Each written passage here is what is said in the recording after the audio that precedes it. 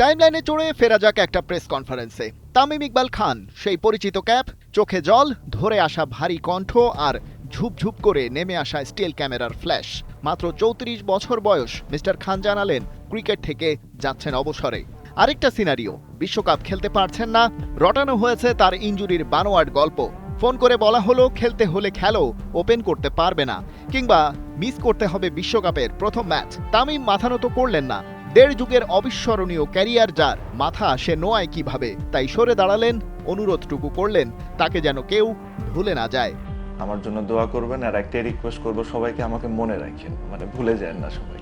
কিন্তু চাইলেই সবাইকে ভুলে যাওয়া যায় না।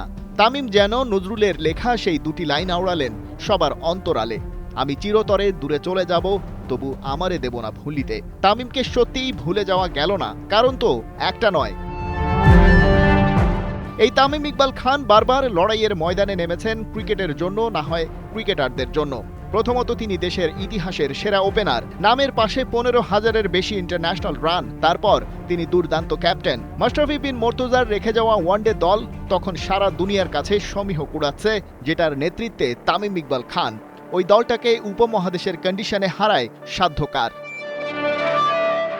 সেবার মানে 2023-এর বিশ্বকাপ আয়োজক ভারত, চেনা কন্ডিশন, শুধু নিজেদের কাজটা করতে পারলে বাজিমাত হতেই পারত তামিমের দলের। কিন্তু বিশ্বকাপটা তাকে খেলতেই দেয়া হলো না। ক্যাপ্টেন সরে গেলেন, আর বাংলাদেশ ওয়ানডে দলটা হলো দিশেহারা। হাল ধরতে পারে এমন একজনের অভাবে।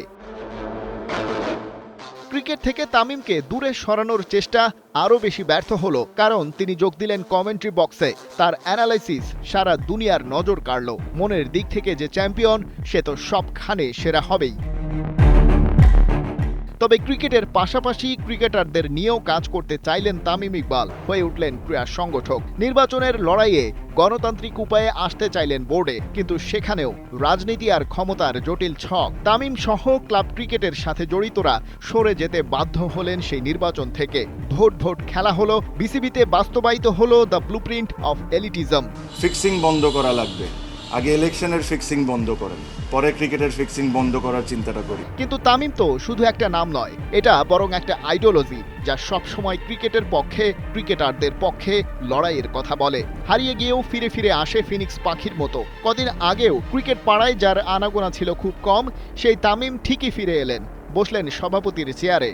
বলা ভালো, তাকে বসানো হলো দেশের ক্রিকেট আর ক্রিকেটারদের বাঁচাতে। টাইগার ক্রিকেটও তামিমের মতো দুর্বল হয়ে ঘাসের কাছে নেমে আসে, কিন্তু ফুরিয়ে যায় না কখনোই। খালিদ জামিল, ৭১।